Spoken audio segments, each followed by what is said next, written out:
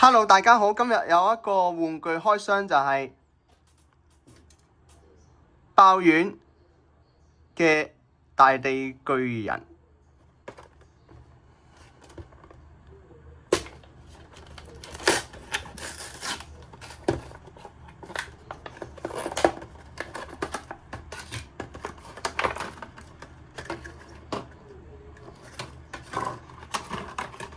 呢個就係爆丸嘅本體，就係咁嘅。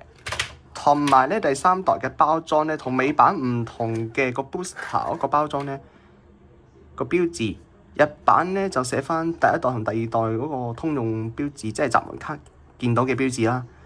而美版咧就寫住 Guardian Fighters 嘅字眼嘅。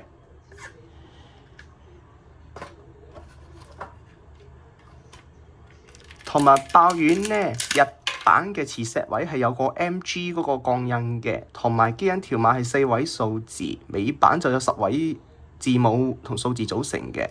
唔同嘅地方就係、爆丸本體個力量值睇下先，日版同美版咩唔同咧？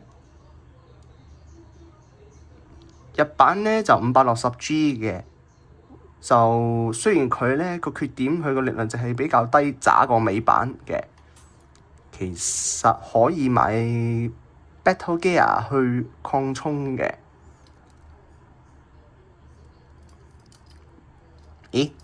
呢一隻日版似乎係錯版嚟嘅喎，寫住 sample。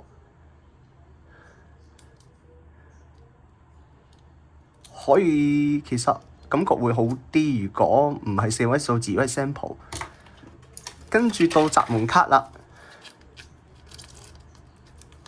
哇，好實。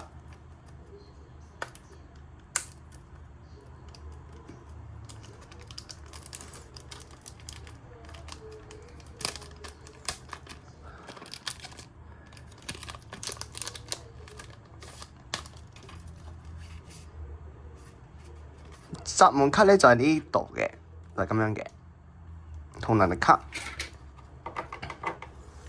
第1至第3代嘅日版咧就細過張閘門卡嘅能力卡，第4代嘅日版能力卡先會同美版一樣 size，而第3代咧呢啲就說明書呢啲就可以了解爆丸嘅玩法，同埋有個爆丸圖鑑嘅，而美版就冇呢樣嘢嘅，就部分美版咧就會有個說明書嘅，就係基因條碼說明書以及部分特定爆丸款式嘅說明書，而日版就係咁多個內容物。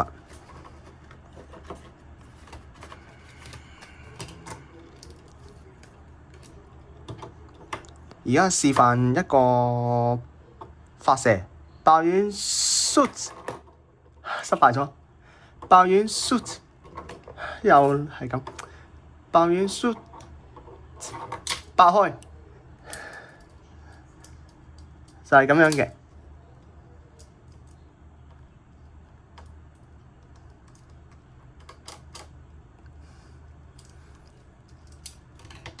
今日嘅開箱就嚟到咁多，下次再見。